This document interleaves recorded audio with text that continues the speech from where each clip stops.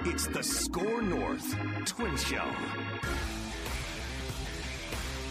Score North Extra Innings. All this team does is snap losing streaks. The Twins snap a 5-game losing streak with the win over the Pittsburgh Pirates today. That's Ross Brendel. I'm Declan Goff. Hit the subscribe button right here on the Score North Twin Show YouTube feed. If you're listening to us on the podcast feed, that is, after this is posted live from YouTube, hit us with a 5-star review. Keep spreading the word about the Score North Twin Show. We appreciate it. We've had even though the Twins lost 5 games and haven't won a ball game in the last week. Last week was one of our biggest weeks in the Score North Twin Show.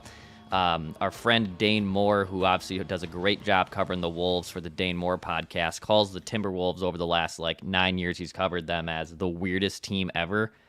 This Twins team is making a very much a run for its money of just the 2024 Twins, that is, as the weirdest team ever. They snap a losing streak today. They have problems with just manufacturing runs that aren't given to them. But then you go in the extras, and the Pirates put on a guy who should not be anywhere near a pitching mound, and then all of a sudden you can score 7 runs. If that is the case going forward, Ross, then I like this team's offense a lot more from what I've usually seen. Well, and that's the crazy part about the Twins winning a game. You feel good because the losing streak's over, but how do you really gauge that 10th inning, right? I mean, Yeah. You did get a few hits. Great. Carlos Santana with a nice hit against his old team. Carlos Correa going the other way. Thought the at-bats today late in the game were a little bit better. Declan guys working counts, maybe trying to shoot the ball the other way, so that was encouraging.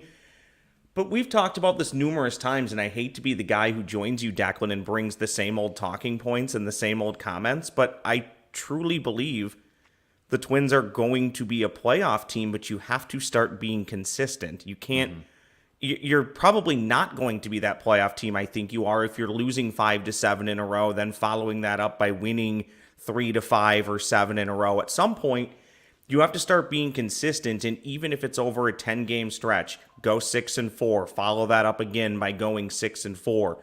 At this point, I saw the Royals had another huge comeback today, or I was told that they did. I don't really worry about what the Guardians and the Royals are doing. If the Twins play good enough baseball, they're going to get one of those wild card spots. And I still believe, Declan, this team can do that and will do that. But it's pretty frustrating how so far here on June 9th today looks a lot like the Minnesota Twins on June 9th of last year.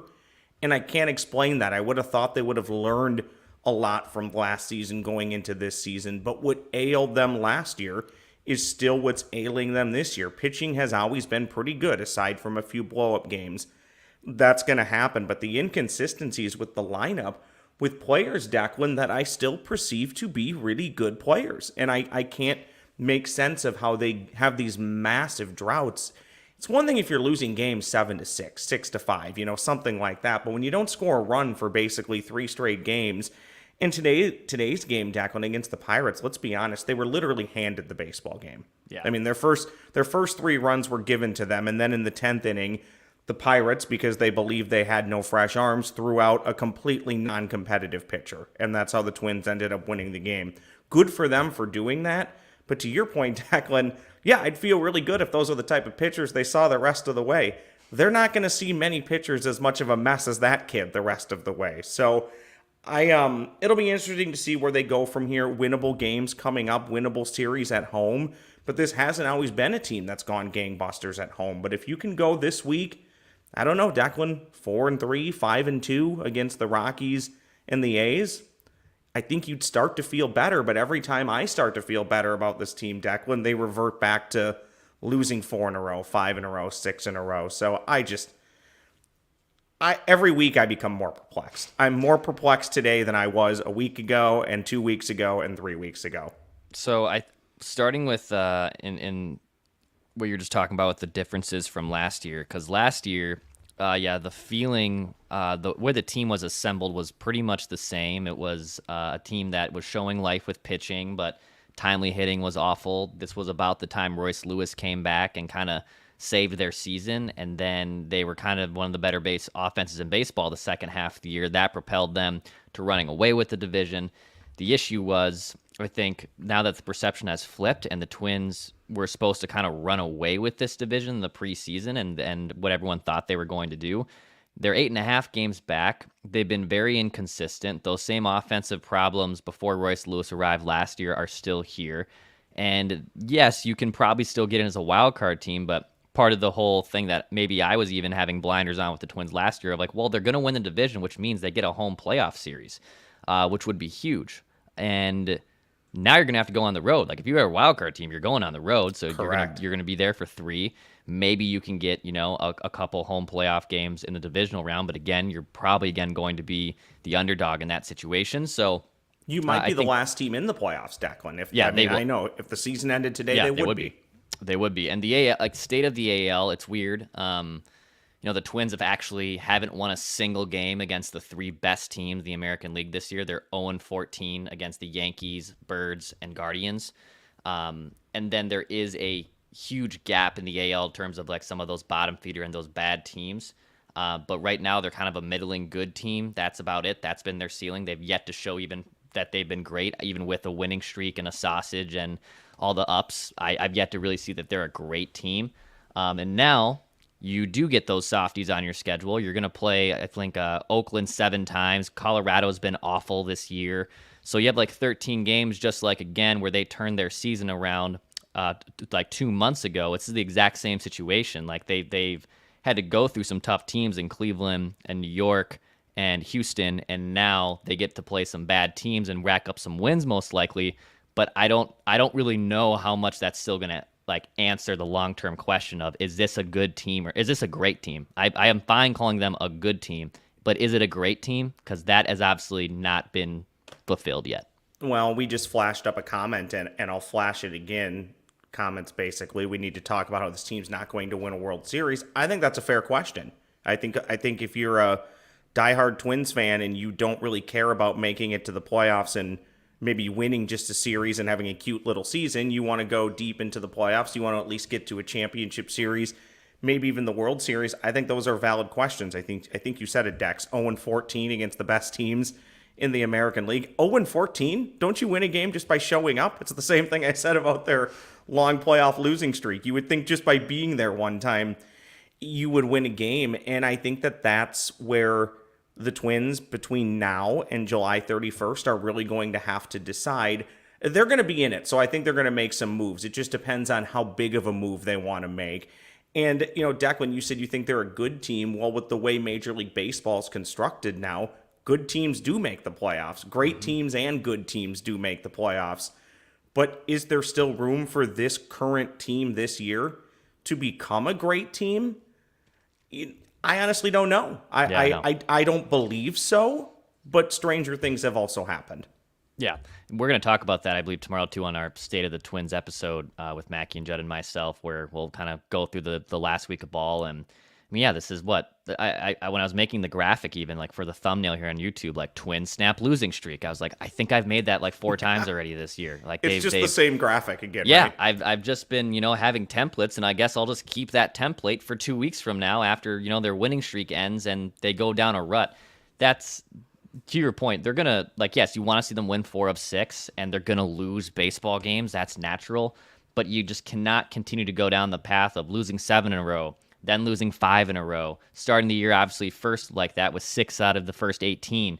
The ebbs and flows with this have, I think I had much more of a defense of a half-full approach of, hey, you know what, actually, I think it's pretty remarkable that this was last week on June 3rd that they're here 5-6 games over 500 with everything that's happened.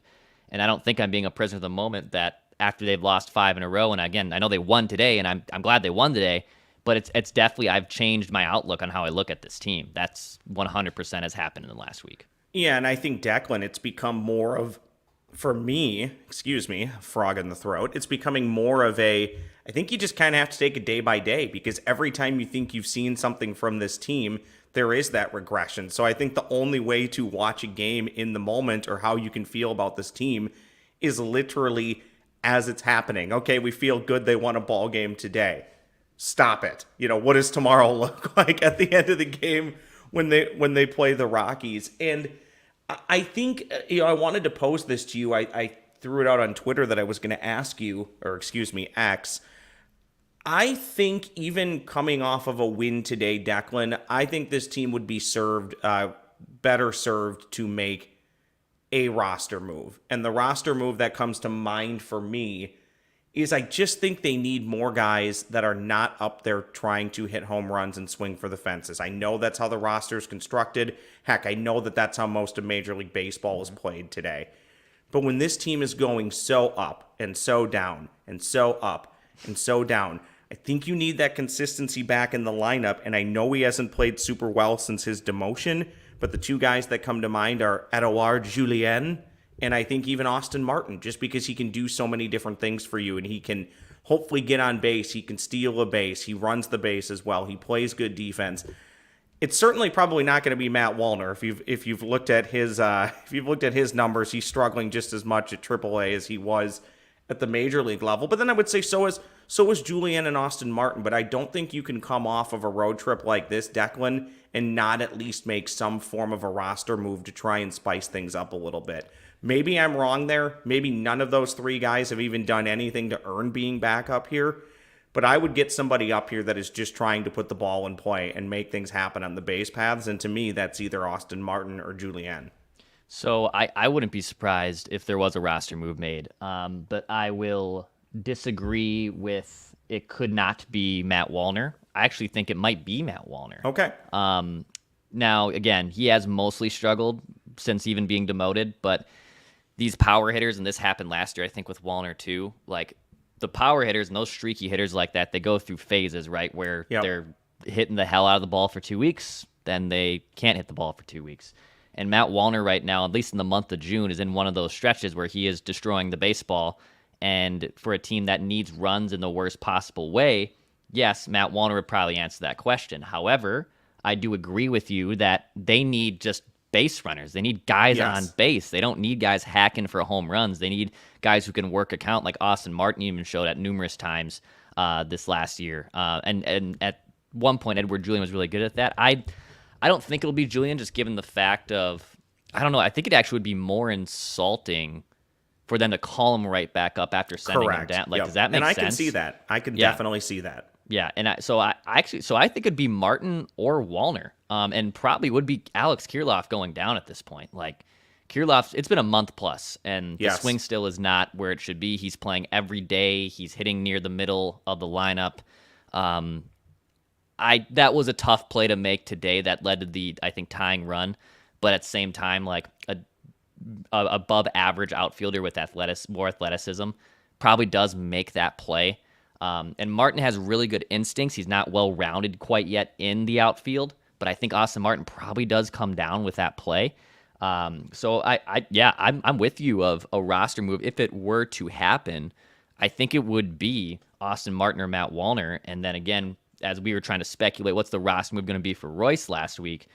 I feel like it'd be Alex Kirilloff at this point. Like, his bat has just been pretty much unplayable, and they've been relying on him, obviously, every time they face a right-handed starter. So I think he would be the odd man out, but we'll see. I mean, they are coming back from a 10-game road trip. They have a 10-game homestand coming up. But, like, if they had lost this game, I think that move is probably happening regardless. Yeah. And maybe the move still happens because it was already just going to be – it needs to happen. But I think it would be – potentially Austin Martin or Matt Wallner coming up if they were going to make a move like that. We all, and I don't know if I can lump you into this, but especially me, because I love to take shots at guys, especially when they're not going well. We all took shots at Manny Margot, but he's been a lot better as of late, and he has been a guy who has had big hits for you late in games, Declan, and one of the rare guys, I would say, the last few weeks that even when he gets out, it looks like there's at least a count is being worked and there's a real at bat happening.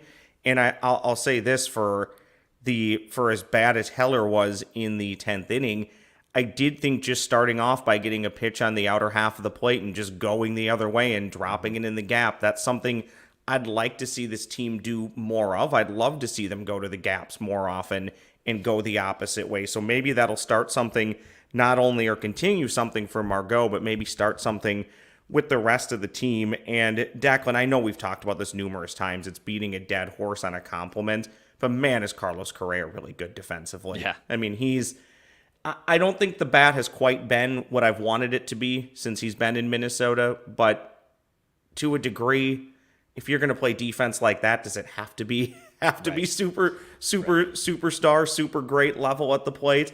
And I do think as the year goes on, he tends to become a better hitter anyway. So maybe Carlos Correa's best baseball at the plate is still ahead of him. But man, he was good last year, but it's apparent that he was being bothered by those injuries last year a heck of a lot more than he is this year, because it is incredible to watch. It is legit wizardry with the glove, and it's really fun to see. Two things quick here. First, on the Manuel Margot front, because I know a lot of people said just DFA Margot. Margot's got a place on this roster. Like, he hits lefties incredibly well, which is actually what he was really brought in to be. I think we probably mislabeled him as, he's the perfect insurance policy in center field for Buxton, and then you realize, this guy is not capable of being an everyday center fielder anymore, and that's fine. Nothing wrong with that. But he is hitting .339 against lefty starters this year. Over the last few weeks, his bat has definitely come back around more after the disastrous start. There's a place for Manny Margot on this roster, so I'm glad he wasn't DFA'd. And on Correa, even at his peak of powers in Houston, he was always an above-average hitter, but certainly not like a world-beater hitter. Like it was his glove first, and his complimentary bat was the second piece to that. And I think you're seeing like what Carlos Correa usually does look like for the most part this year, which is an incredible defender, a good guy at the plate, who, yes, last year was being hampered by that plantar fasciitis injury, but Correa is the heartbeat of that team and one of the best postseason hitters of all time. You saw that even in October. So I think having him around is huge. And but watching him play short, and like Ross, we've seen good defensive. Like Pedro Florimon was a good defensive shortstop. But it's still like not on like the same level as Correa, who just seems to make every damn play in the world, which out the shift rules too, basically being banned and not having your feet in the grass and stuff, like it's become harder for fielders to make those plays, and he makes them look pretty damn routine.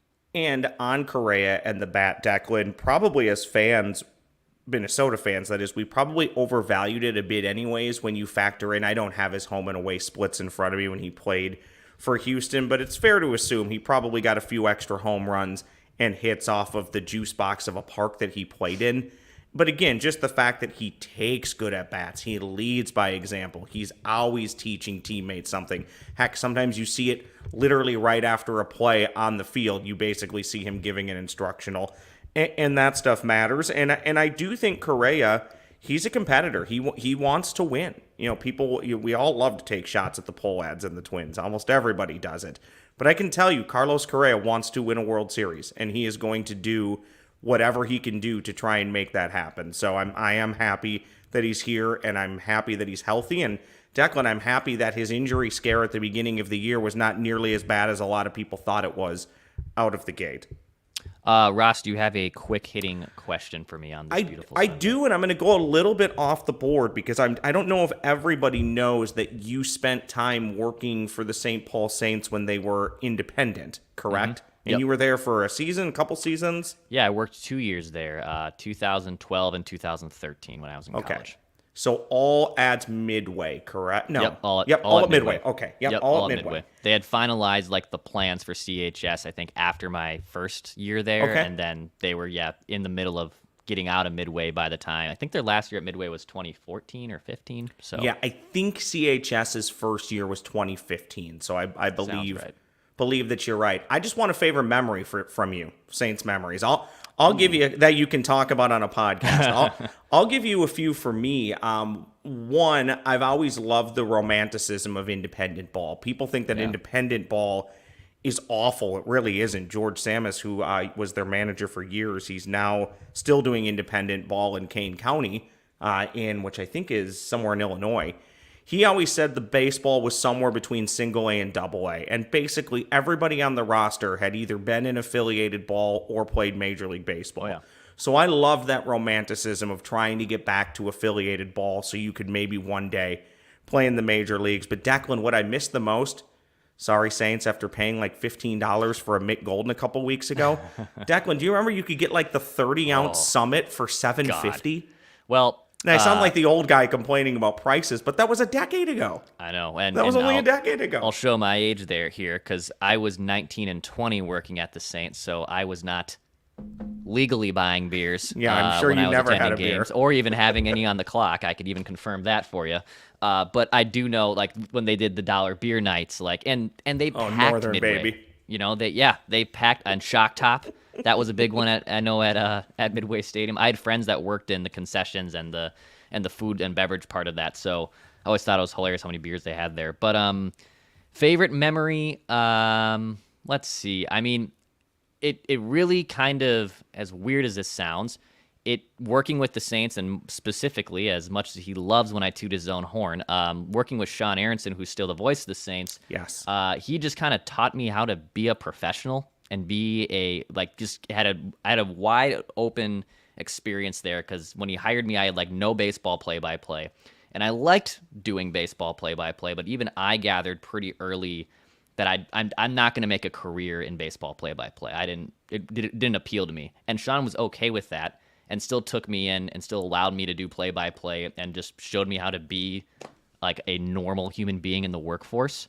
And like that part was like just essential to everything I have done too. And I'd say that I can give you a worse thing. Can I tell you the worst? Sure, yeah, go ahead. I have a follow-up question to this, so it's not so much a quick hitter today, but I do have a follow-up question. Worst memory is? All right. I think I've told you this, and I believe I'm going to double check this, that he passed away. I'm pretty sure he passed away. Is this Fargo manager guy?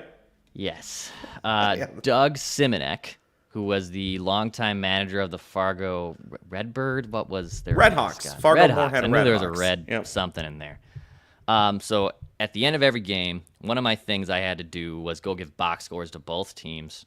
And I went to go give a box score, and Doug is butt naked in front of me, and Doug is a very large man, gut-wise. I'm not trying to dance in the poor guy's grave. I'm just painting you the picture of what I was experiencing as a 19-year-old. He had a great stash, too, if I remember Great correctly, mustache, right? yeah, and honestly, I might be honoring him a little bit here. But starts berating me for giving his third baseman an error, which, by the way, I am not the official scorer. And two, the reasoning being it never touched my glove. And I didn't have the stones at the time to say, pun intended here, I didn't have the stones to say, well, just because it doesn't touch your glove does not make it an error. But I'm not going to educate you on that, because that would not sound great. But that was a lasting image of a naked old man berating me for giving an error that I did not give. That was a lasting image of my tenure with the Saints. People can Google him if they like, but the name that comes to my mind for a mild lookalike is Wilfred Brimley.